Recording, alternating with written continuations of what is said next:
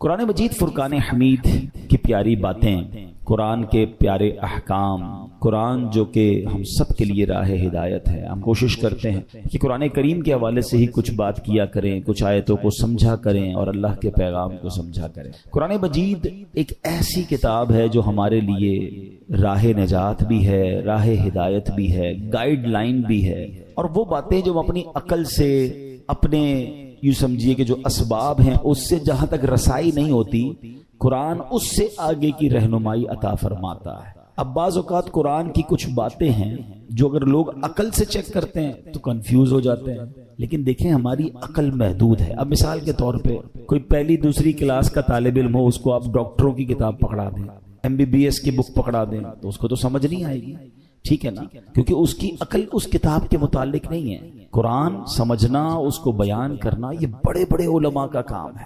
تو ہمیں قرآن پاک جب بھی پڑھنا ہے اس کا ترجمہ اور اس کی تفسیر عاشقان رسول جو علماء ہیں ان کی تفسیر اور بڑے بڑے ائمہ کے اقوال سے سمجھنا ہوگا. عقل کے گھوڑے دوڑاتے ہیں اور قرآن کو موجودہ معاملات سے جب کمپیئر کرنے جاتے ہیں تو کچھ لوگ ٹھوکر کھا جاتے ہیں. جیسے مثنوی شریف میں ایک بار ایک فلسفی کہیں سے گزر رہا تھا، اس کے کانوں میں قرآن کی تلاوت کی آواز آئی اور اس نے سورہ ملک کی تلاوت سنی. اور سورہ ملک کی جب آخری آیت اس نے سنی، ہم نے کئی بار سنی ہوگی، قل ارأیتم ان اصبح ماؤکم غورا فمن یأتیکم بماء معین. کئی باری آیت سنی. ترجمہ کیا ہے اس کا؟ آسان ترجمہ قرآن کنز العرفان، تم فرماؤ بھلا دیکھو تو اگر صبح کو تمہارا پانی زمین میں دھس جائے تو وہ کون ہے جو تمہیں نگاہوں کے سامنے بہتا ہوا پانی لا دے. یہ آیت کریمہ سن کر وہ فلسفی تکبر اور غرور میں کہنے لگا اس پہ کیا بڑی بات ہے، اگر اللہ پانی کو دھسا دے گا تو ہمارے پاس تو بڑی بڑی ڈرل مشینیں ہیں، بڑے بڑے آلات ہیں، ہم پانی کو نکال لیں گے. یہ تو جناب ہمارے اختیار میں ہے. اللہ فرماتا کون ہے جو نکالے؟ ہم نکالیں گے. اب اس نے قرآن کو اپنی عقل سے سمجھنے کی کوشش کی. اب کیا ہوا، رات کو وہ فلسفی سویا تو اس کے خواب میں اس نے دیکھا کہ ایک بڑا طاقتور شخص آیا، اس نے اس فلسفی کے منہ پر ایک زوردار چانٹا مارا. جب چانٹا مارا تو اس کی دونوں آنکھیں باہر آ گئیں اور ہماری آنکھوں میں نور کا ایک ایک قطرہ ہوتا ہے، دونوں آنکھوں میں ایک ایک قطرہ ہوتا ہے جس سے ہم دیکھتے ہیں پانی، آنکھوں کا پانی جس کو اب کہا جاتا ہے. تو قطرے زمین پر گر کر خشک ہو گئے. خواب میں یہ سب کچھ ہوا ہے. خواب میں آنے والے شخص نے کہا کہ اے بدنصیب، اگر تو واقعی کدال اور پھاوڑے اور سائنسی آلات سے زمین میں گیا ہوا پانی نکال سکتا ہے تو اپنی ان دونوں آنکھوں سے نکلے ہوئے جو قطرے ہیں اس کو پانی کو نکال کے دکھا. صبح ہوئی تو اس کی آنکھیں پھوٹی ہوئی تھیں، آنکھوں میں بہت درد تھا، نظر کچھ نہیں آ رہا تھا اور اس کا وہ جو سارا نشہ تھا، سارا غرور تھا، وہ بھی اتر چکا تھا. کہ ہر چیز اپنے دماغ سے فیصلہ نہیں کی جاتی، اللہ کے احکام ہیں تو ہمارا کام اس پر عمل کرنا ہے، اس پر یقین کرنا ہے، اسے فالو کرنا ہے. قرآن میں ایسے ایسے خزانے ہیں کہ قرآن تو وہ عظیم کتاب ہے کہ جس کی ہمیں جو ہے برکتیں حاصل کرنی چاہیے. معاذ اللہ اس کو ڈیبیٹ میں، یعنی اس کو اگینسٹ میں اس کے بات کرنے سے پہلے 1000 بار سوچنا چاہیے. ہم مسلمان ہیں، ہمارا کام ایمان لانا ہے. شاعر کہتے ہیں نا، کسی کو تاج وقار بخشے، کسی کو ذلت کے غار بخشے، جو سب کے ماتھے پہ مہر قدرت لگا رہا ہے وہی خدا ہے. ہمیں اللہ کریم کے ہر فرمان پر بلا چوں چراں رب کریم عمل کرنے کی اور یقین کرنے کی توفیق عطا فرمائے. اچھا، اسی طرح قرآن مجید فرقان حمید میں اللہ کریم کی چونکہ اس میں باتیں ہیں، رب عز و جل کا ذکر ہے اور اس میں ہمیں الحمدللہ اچھے طریقے سے ایمان بھی لانا ہے. یہاں ہمیں ایک اور بات بھی سمجھنا ہوگا کہ ہمارے اسلاف نے جب قرآن کریم فرقان حمید کو پڑھا تو پڑھنے کے بعد اس کے اندر ہم نے کتنا عمل کیا. اول تو ہم پڑھتے نہیں ہیں، پڑھتے ہیں تو عمل نہیں کرتے. ہمارے بزرگان دین نے کیسا عمل کیا. قرآن مجید کی ایک آیت تھی، ایک بڑی کمال کی آیت ہے اور اس آیت نے ہزاروں، میں کہوں کہ بہت سارے لوگوں کی زندگی میں زبردست انقلاب برپا کر دیا. صرف ایک آیت ہے. آیت کیا ہے؟ الم یأن للذین آمنوا ان تخشع قلوبہم لذکر اللہ. 27واں پارہ ہے، سورہ حدید ہے، آیت نمبر 16 ہے. اس ایک آیت میں اتنا گہرا میسج ہے. اس کی میننگ کیا ہے؟ معنی یہ ہے کیا وقت نہیں آیا ان لوگوں کے لیے جو ایمان لائے کہ جھک جائیں ان کے دل اللہ کی یاد کے لیے؟ یعنی جھنجھوڑا گیا ہے کہ بھی وقت نہیں آیا کہ توبہ کرو اور اللہ کی طرف جھک جاؤ. اب دیکھیں جس کے دل پہ اثر ہونا ہوتا ہے کیسا ہوتا ہے, جو پاکیزہ دل اللہ پاک جن کے دلوں پر قرآن کا اثر ڈالتا ہے کیسا ہوتا ہے کہ حضرت فضیل بن عیاض رحمت اللہ تعالی علیہ, یہ بہت بڑے اللہ کے ولی گزرے ہیں, مگر شاید بہت کم لوگوں کو پتا ہوگا کہ توبہ سے پہلے یہ بہت بڑے ڈاکو تھے, اور اتنے خطرناک ڈاکو تھے کہ محلے والے, علاقے والے, شہر والے ان سے ڈرا کرتے تھے. آپ نے قرآن مجید کی ایک آیت پر عمل کیا. ہوا کیا کہ ایک بار آپ قافلے کے ساتھ کہیں جا رہے تھے, قافلے میں ایک شخص جو تھا تلاوت قرآن کر رہا تھا, اور اس نے یہ آیت پڑھ دی. آیت کیا ہے؟ الم یأن للذین آمنوا ان تخشع قلوبہم لذکر اللہ. کیا وقت نہیں آیا ان لوگوں کے لیے جو ایمان لائے کہ جھک جائیں ان کے دل اللہ کی یاد کے لیے؟ اب جب یہ آیت آپ نے سنی نا, حضرت فضیل بن عیاض کے دل پر ایسا اثر ہوا, اتنا روئے اور کہتے ہیں یا اللہ وہ وقت آ گیا ہے کہ ہم تیری راہ میں چل پڑیں. آپ رحمت اللہ تعالی زاروں کے تار رونے لگے, اس کے تقاضے پورے کیے, لوگوں کا لوٹا ہوا مال واپس کیا, اور اپنے سارے جو ڈاکوؤں کا گروپ تھا کہہ دیا کہ میں نے توبہ کر لی ہے, اب میں اللہ کی نافرمانی نہیں کروں گا. ڈاکوؤں کے قافلے والوں نے کہا کہ سردار اب ڈکیتی میں بھی ہمارے سردار تھے, اب توبہ کر لی تو اس میں بھی آپ ہمارے سردار ہیں. پورے قافلے نے توبہ کی, اللہ کی یاد میں لگ گئے, علم دین سیکھا, عبادت و ریاضت میں مصروف ہوئے. اللہ اکبر. پھر اللہ نے آپ کو ولایت کا ایسا مقام عطا کیا کہ ایک مرتبہ مینا میں ایک پہاڑ پر موجود تھے. آپ نے فرمایا اگر کوئی ولی اللہ اس پہاڑ کو حکم دے کہ ایک پہاڑ لمبا ہو جا تو فوراً لمبا ہو جائے گا. بس اتنا کہنے کی دیر تھی کہ پہاڑ نے لمبا ہونا شروع کر دیا. آپ نے فرمایا پہاڑ رک جا, میں نے تجھے حکم نہیں دیا ہے. یہ سنتے ہی وہ ٹھہر گیا. تو اللہ والے جو ہوتے ہیں, اب یہاں جو اصل ہمیں بات سیکھنی ہے کہ توبہ کرنے سے اللہ کیسا مرتبہ عطا فرماتا ہے. ڈاکو ہو اللہ اسے اپنا ولی بنا لیتا ہے, بس سچے دل سے توبہ کرنا ہے اور قرآن کے نور کو دل میں داخل کرنا ہے. ایسی بہت ساری قرآن میں آیتیں ہیں, اگر بندہ دل سے پڑھے تو وہ ڈائریکٹ دل پر اثر کرتی ہیں, امپیکٹ کریٹ کرتی ہیں. آپ قرآن کا امپیکٹ دیکھیں نا, کبھی کبھی ایسا ہوتا ہے کہ بہت اچھا قاری تلاوت کرنے والا ہو یا امام صاحب بڑی اچھی تلاوت کر رہے ہوں, ہمیں سمجھ نہیں آتا مگر آنکھوں سے آنسو جاری ہو جاتے ہیں, دل پر ایک کیفیت طاری ہو جاتی. کیسے؟ بات تو سمجھ نہیں آ رہی ہے. یہ وہ قرآن کا نور ہے, یہ وہ قرآن کی برکت ہے جو آپ اپنے دل میں محسوس کرتے ہیں. اللہ کرے کہ میں اور آپ سمجھ کر قرآن پڑھنے والے بنیں اور قرآن کی برکتیں حاصل کریں. صحابہ کرام کس طرح عمل کرتے تھے؟ قرآن کی آیت پڑھتے تھے اور نیکی پر عمل کر لیتے تھے. بخاری شریف کی ایک حدیث ہے, حضرت ابو طلحہ انصاری رضی اللہ تعالیٰ بڑے مالدار صحابی تھے. انہیں اپنے مال میں بے روحا, یہ بڑا پیارا ایک آپ کا کنواں تھا, باغ بھی تھا, وہ باغ بڑا پسند تھا آپ کو. تو بے روحا نامی باغ انہیں بڑا پسند تھا. تو قرآن کی آیت نازل ہوئی, لن تنالوا البر حتى تنفقوا مما تحبون. یہ چوتھے پارے کی پہلی آیت ہے. اب دیکھیں اس ایک آیت میں میسج کتنا ہے, 6600 سے زیادہ آیتوں میں کیا کیا خزانے ہوں گے. میں نے آپ کو ابھی ایک آیت سنائی جس نے حضرت فضیل بن عیاض کو بدل دیا. ابھی ایک آیت سنائیے, چوتھے پارے کی پہلی آیت. ترجمہ کیا ہے اس کا؟ تم ہرگز بھلائی کو نہیں پا سکو گے جب تک راہ خدا میں اپنی پیاری چیز خرچ نہ کرو.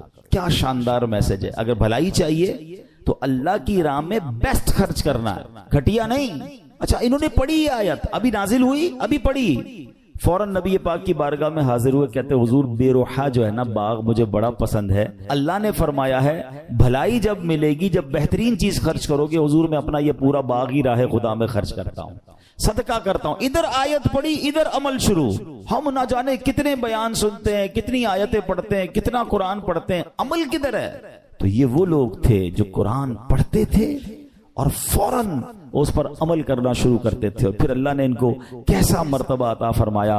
اے میرے پیارے اسلامی بھائیوں, قرآن سے محبت کیجیے, قرآن سے دوستی کیجیے. حدیث پاک میں آتا ہے جس کا مضمون ہے وہ دل ویران ہے جس میں کچھ قرآن نہیں ہے. ہم چیک کریں ہمارے سینوں میں کتنا قرآن ہے. میں آج آپ کو ایک ایسی روایت سنانے جا رہا ہوں کہ جب بھی پڑھتے ہیں نا یا اس کو سنتے ہیں, کہتے ہیں نا وہ رونگٹے کھڑے ہو جاتے ہیں. یہ تورات شریف میں روایت ہے کہ اللہ پاک ارشاد فرماتا ہے, اے میرے بندے کیا تجھے مجھ سے حیا نہیں آتی کہ تو راستے میں چل رہا ہوتا ہے, تیرے پاس اپنے کسی بھائی کا خط آتا ہے تو تو راستے سے ہٹ جاتا ہے, بیٹھ کر اس کے ایک ایک حرف کو غور سے پڑھتا, یہاں تک کہ اس کا کوئی لفظ نہیں چھوڑتا. جبکہ میری کتاب میں نے تیری طرف نازل کی. دیکھ اس میں تیرے لیے کتنی تفصیل ہے. میں نے کتنی بار تجھے سمجھایا تاکہ تو اس پہ غور کرے, پھر بھی تو اس سے منہ پھیرتا ہے. کیا میرا مرتبہ تیرے نزدیک تیرے بھائیوں سے بھی کم ہے؟ اب آج کے دور میں ذرا سمجھیے گا, کہیں جائے بلکہ نماز پڑھ رہے ہو, ابھی مسجد میں ہمارے موبائل پر میسج آیا, میسج آنے کی ٹیون آئے, بیل بجے, واٹس ایپ آیا ہے, پتہ چل گیا ہے. اب دل میں خیال آنا شروع ہوگا, پتہ نہیں کس کا ہوگا, کیا لکھا ہوگا, کیا پیغام ہوگا. جلدی سے موبائل نکالو, چیک کرو, مس نہ ہو جائے. کال آئی ہے, فوراً دیکھیں گے کس کی آئی ہے. غور کیجئے, اللہ فرما رہا ہے کتنی حقیقت بات ہے کہ ہم مسجد میں, نماز میں, سفر میں, ٹریول میں میسج آئے چھوڑتے نہیں. یہی تو بات تورات میں فرمائی نا کہ تیرے بھائی کا تیرے پاس خط آیا, پیغام آیا, تو اس راستے سے رک جاتا ہے, ایک ایک حرف بغور پڑتا ہے. اور میں نے جو تجھ پر کتاب نازل کی تیرے پاس اس کے لیے ٹائم نہیں ہے. کتنی ہدایت کی باتیں ہیں, کتنا تجھے اس میں سمجھایا ہے, کتنا تجھے بتایا ہے. پھر اگلا جملہ جو آخری جملہ ہے نا, وہ ہلا دیتا ہے. یہ رب فرماتا ہے کہ میرا مرتبہ تیرے نزدیک تیرے بھائیوں سے بھی کم ہے, ہماری فیملی سے بھی کم. ہمارے پاس اللہ کا مرتبہ ہو گیا معاذ اللہ. فیملی کا میسج مس نہیں کرتے, باس کا میسج مس نہیں کرتے, دوستوں کا میسج مس نہیں کرتے. رات کو, آدھی رات کو اٹھ کر بھی موبائل چیک کرتے ہیں. قرآن بھی تو میسج ہے نا, اور اللہ کا میسج ہے, راہ نجات ہے, راہ ہدایت ہے. کتنے خزانے ہیں ہمارے لیے. اچھا میں اور آپ واٹس ایپ پڑھیں, ہر واٹس ایپ پڑھنے کا تو ثواب نہیں نا. قرآن جتنا پڑھے ثواب ہے, ہر لفظ پر ثواب ہے. اور برکتیں کیسی ہیں, اللہ اکبر اللہ اکبر. ایک صحابی ہیں حضرت ثابت بن قیس, ان کا گھر جو ہے رات کے وقت ان کا گھر ایسے چمکتا تھا جیسے روشن چراغ چمکتا. اس زمانے میں تو بجلی کا انتظام نہیں تھا, تو لوگوں نے نبی پاک سے تذکرہ کیا کہ حضور ثابت بن قیس کا گھر پورے محلے میں چمکتا رہتا ہے چراغ کی طرح. تو نبی پاک نے پتہ کیا فرمایا, ثابت بن قیس ضرور رات کو سورہ بقرہ کی تلاوت کرتے ہوں گے. صحابہ نے آ کے پوچھا کیا ایسا ہی ہے؟ کہتے ہاں, میں روز رات کو سورہ بقرہ کی تلاوت کرتا ہوں. یعنی آپ غور کریں کہ قرآن پڑھنے پر ثواب, برکتوں کا نزول, فرشتوں کا نزول, ہدایت الگ مل رہی ہے, گائیڈنس الگ مل رہی ہے. But we have no time to read Quran and have no time to understand Quran. لیکن جو میسیجز آ رہے ہیں, جو ای میلز آ رہی ہیں, جو واٹس ایپ آ رہے ہیں, سب پڑھ رہے ہیں, سب دیکھ رہے ہیں, مس نہ ہو جائے. کتنی بڑی بات ہے کہ اللہ کے پیغام کے لیے وقت نہیں ہے. ہم مسلمان ہیں, ہم کیا یہ جواب دے سکیں گے قیامت کے دن کہ اللہ بڑا بیزی تھا, ٹائم نہیں تھا, بیزی لائف تھی, فیملی لائف تھی؟ نہیں میرے پیارے اسلامی بھائی, اس کو محسوس کیجئے. اب میں ایک اور لاجک کے ذریعے سمجھاتا ہوں, پھر میں قرآن کی اس آیت کی طرف آؤں گا جو آج میرا ٹاپک ہے. اللہ کرے کہ قرآن سے محبت کسی طرح بڑھ جائے اور ہم روز قرآن پڑھنے والے بنے. آپ میں سے بہت سارے مجھے ایسے چہرے نظر آ رہے ہیں کہ جو بزنس مین بھی ہیں, اپنے اپنے کاروبار میں باس کی حیثیت رکھتے ہیں, یا مینیجر ہیں, یا HOD ہیں. ہم کیا کرتے ہیں نارملی رات کو سونے سے پہلے ہم اپنے مینیجر کو, اپنے امپلائی کو کچھ میسیجز کرتے ہیں کہ بیٹا صبح اٹھ کے یہ کام کر لینا, یہاں سے چیک اٹھا لینا, فلاں فائل وہاں دے دینا, بینک میں یہ پیسے ڈلوا دینا. 5 7 8 کام دے کے آپ فری ہو گئے. آپ کو پتا ہے اب جب میں اٹھ کر کھانا وانا کھا کے بریک فاسٹ کر کے آفس پہنچوں گا, یہ سارے کام ہو گئے ہوں گے کیونکہ اس کی ڈیوٹی یہی ہے. اب ایک دن آپ صبح اٹھے اور آپ نے فون کیا کہ میں نے آپ کو کام دیے تھے, وہ سارے ہو گئے. وہ کہے کہ سر وہ آپ کا میسج نہیں سن سکا, مجھے بتائیں آپ کا کیا رپلائی ہوگا؟ اور اگر بڑے اہم کام, بڑے امپورٹنٹ کام آپ نے دیے ہوں اور وہ آپ کو یہ جواب دے دے کہ ٹائم گزر گیا بینک کا, وہ جو فیس جمع کروانے کا ٹائم تھا وہ ختم ہو گیا ہے, آج چالان جمع کرانے کی آخری ڈیٹ تھی وہ ختم ہو گئی, اور بندہ آپ کو جواب یہ دے میں نے سنا ہی نہیں آپ کا پیغام, بتائیں آپ کا کیا جواب ہوگا؟ آپ کتنا ناراض ہوں گے کہ تمہاری ڈیوٹی تھی, تمہاری تو جاب ہی یہی تھی کہ میرا میسج سنتے. تمہیں پتہ ہے کتنا نقصان ہو گیا, کتنا شاؤٹ کریں گے آپ, کتنا ناراض ہوں گے. آپ کا کوئی میسج نہ سنے آپ کو برا لگتا ہے. مجھے 40 سال ہو گئے, کسی کو 50 سال ہو گئے, کسی کو 30 سال ہو گئے اس دنیا میں آئے ہوئے, سب کے گھر میں قرآن ہے, سب کے گھر میں اللہ کا میسج آیا ہوا ہے. کیا آپ نے پڑھ لیا ہے؟ آپ نے سن لیا ہے؟ آپ نے سمجھ لیا ہے؟ سوچیں, اللہ کی بارگاہ میں اگر اللہ ناراض ہو گیا تو ہم کدھر جائیں گے؟ نہ کریں ایسا. یا تو ایسا ہوتا نا کسی بھی چیز کا ٹائم نہیں ہے, سب چیزوں کا ٹائم ہے. سوشل میڈیا کا ٹائم ہے, فیملی کے لیے ٹائم ہے, کھانے پینے کا ٹائم ہے, نوکری کا ٹائم ہے, گھومنے پھرنے کا ٹائم ہے, دوستوں میں جانے کا ٹائم ہے. اب تو جم ٹائم نیا آ گیا ہے جناب, جم ٹائم ہے, واکنگ ٹائم ہے, سب ٹائم ہے آپ کے پاس. افسوس یہ ہے کہ قرآن ٹائم نہیں ہے. یہ قرآن سے دوری اچھی نہیں ہے. آپ کو پتہ ہے جب میں اور آپ قبر میں جائیں گے نا, سارے سافٹ ویئر آف لائن ہو جائیں گے. جتنے سافٹ ویئر ہم کھولتے ہیں نا, قرآن قبر میں بھی آن لائن ہوگا. حدیث پاک میں آتا ہے سورہ ملک جو روزانہ رات کو تلاوت کر لے، یہ 30 آیتوں والی سورت وہ ہے جو قبر میں آ کر عذاب سے بچائے گی۔ اس کا بھی ٹائم 6-7 منٹ لگتے ہیں سورہ ملک پڑھنے میں، لیکن اس کا بھی ٹائم نہیں ہے۔ اچھا اگر میں قرآن نہیں پڑھ رہا، اب آپ اس کا امپیکٹ سوچئے گا، اگر ہم قرآن سے دور ہو گئے تو ہمارے بچوں کا کیا حال ہوگا؟ آہستہ آہستہ یہ نسلیں تو دور ہوتی چلی جائیں گی نا۔ اگر میرے بچے قرآن پڑھنے والے نہیں ہوں گے تو اینڈ آف دا ڈے مجھے ایصال ثواب کیا کریں گے؟ کیا سوشل میڈیا کھول کر ایصال ثواب کریں گے، یا قرآن پڑھ کر میری قبر پر آ کر فاتحہ پڑھیں گے ایصال ثواب کریں گے؟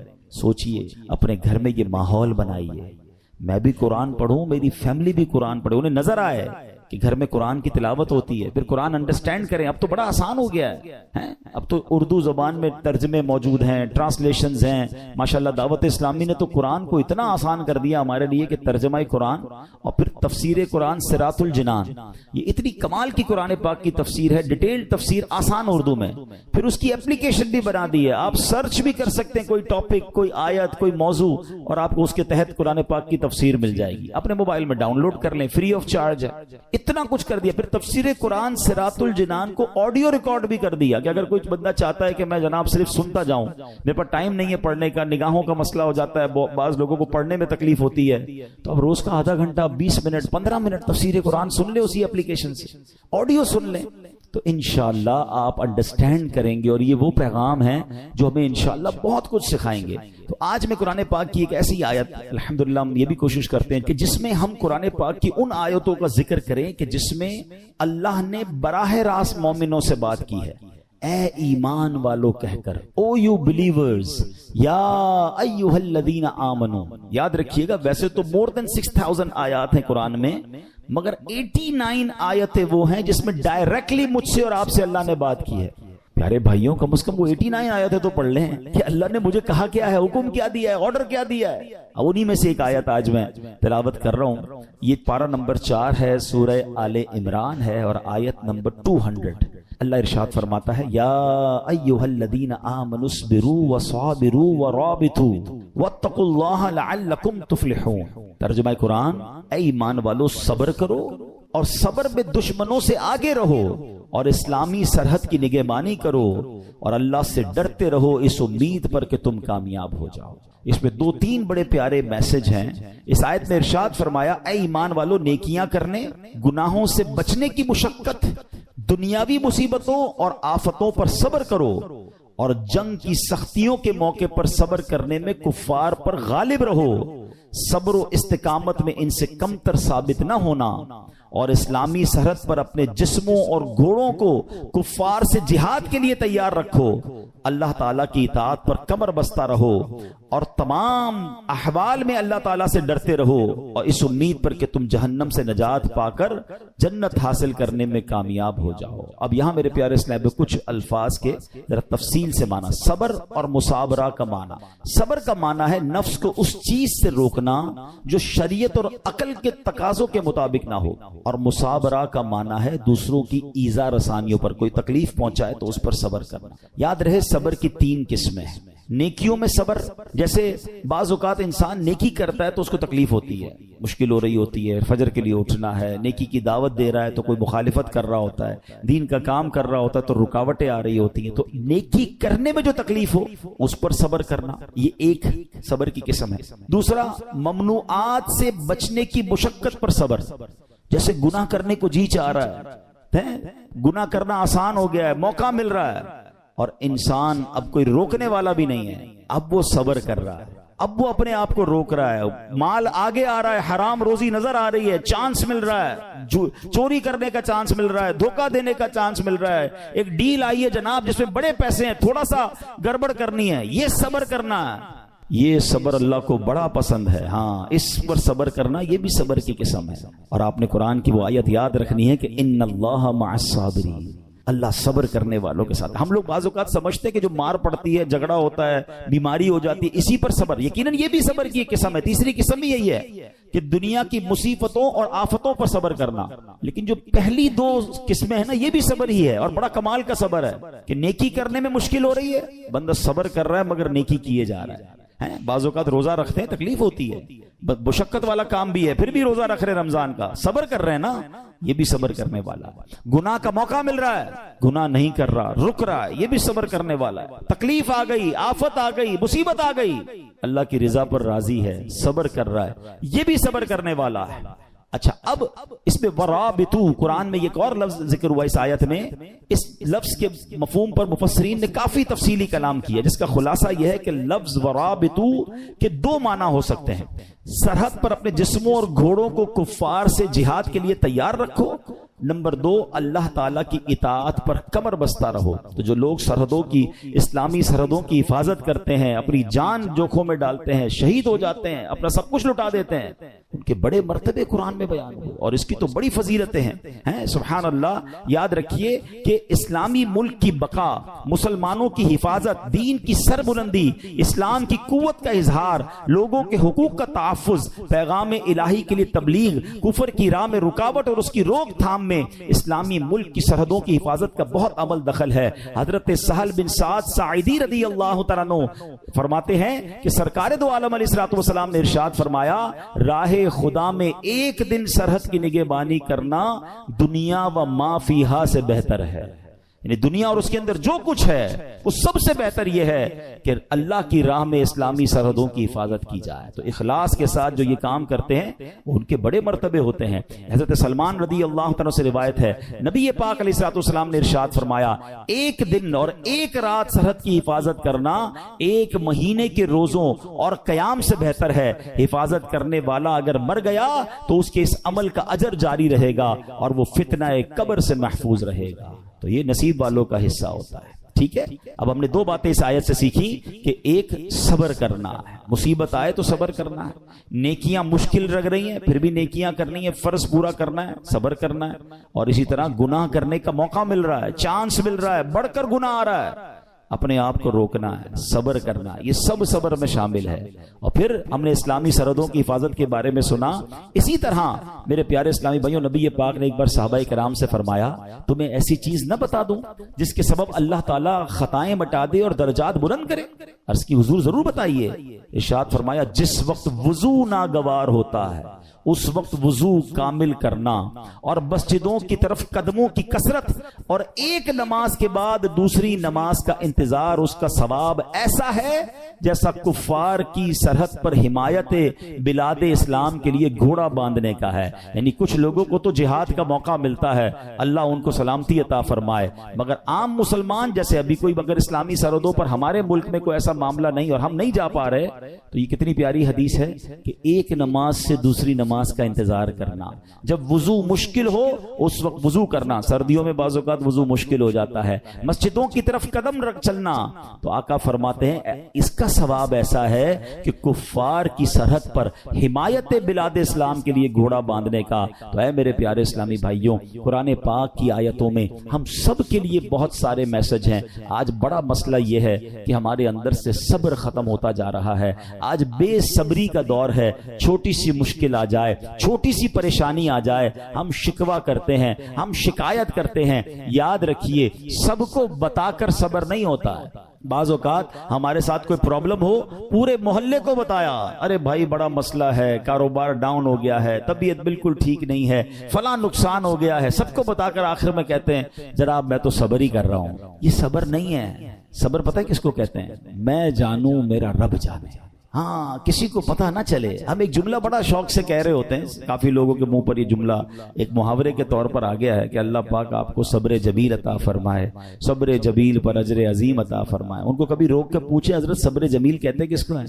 تو ہمیں شاید یہ نہیں پتا ہے، ہم شاید کسی جمیل بھائی کا صبر سمجھ رہے ہیں۔ یہ جمیل بھائی کا صبر نہیں ہے۔ صبر جمیل کی ڈیفینیشن لکھی ہے کتابوں میں۔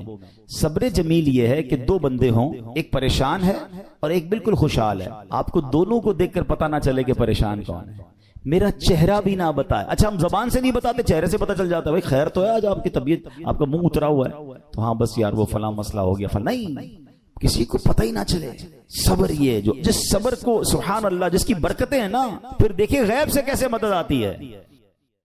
سورہ فاتحہ 100 मरतबा पढ़कर जो दुआ मांगी जाए वो कबूल होती है। सूरह बकरा की तिलावत से शैतान घर से भाग जाता है। आयतल कुर्सी पढ़ने से मोहताजी दूर होती है। सूरह कहफ को हमेशा पढ़ने वाला दज्जाल के फितरों से महफूज रहेगा। वालिदैन की कब्र पर हर जुमा सूरह यासीन की तिलावत करने से उसकी हुरूफ की तादाद के बराबर उनके गुनाह बख्श दिए जाते हैं। सूरह अद-दुखान पढ़ने से मुश्किल दूर होती है। जो करीबुल मर्ग हो उस पर सूरह जासिया का दम करने से खात्मा बिल खैर होता है। सूरह हुजरात का पढ़ना और दम करके पीना घर में खैर और बरकत के लिए मुफीद है। सूरह काफ पढ़ने से जो बाग होते हैं उनके फलों में कसरत होती है। सुभान अल्लाह। सूरह रहमान 11 बार पढ़ने से तमाम मकासद पूरे होते हैं। सूरह वाक़िया जो शख्स रोजाना पढ़ेगा उसे कभी फाका ना होगा। सूरह मुल्क को हर रात पढ़ने वाला अज़ाबे कब्र से महफूज रहेगा। सूरह मुज़्ज़म्मिल को 11 बार पढ़ने से हर मुश्किल आसान हो जाती है। सूरह मुद्दस्सिर को पढ़कर हिफ्ज़ कुरान की दुआ मांगने से कुरान करीम का याद करना आसान हो जाता है। जो बच्चे हिफ्ज़ कर रहे हैं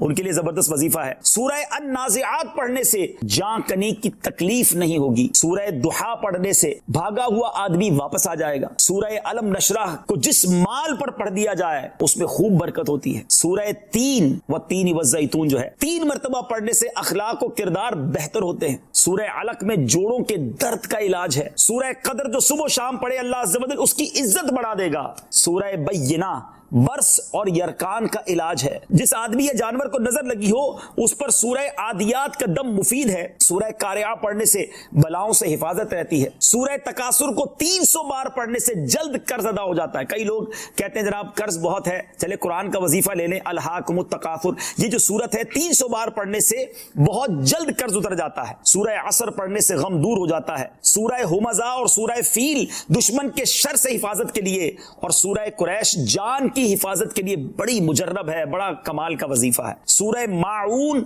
बड़ी मुश्किल के वक्त में पढ़ना बहुत मुफीद है। सूरह कौसर की तिलावत से बे औलाद साहिब औलाद हो जाता है। कई बे औलाद भी वज़ाइफ मांग रहे होते हैं। सूरह काफिरून 1/4 कुरान के बराबर है। सूरह ज़िलज़ाल निस्फ कुरान के बराबर है। सूरह इखलास 1/3 कुरान के बराबर है। और सूरह फलक और सूरह नास से जिन और शैतान और हासिदों के शर से हिफाजत रहती है। फिर क्यों ना हम कुरान से दोस्ती कर लें, क्यों ना कुरान को अपना विर्द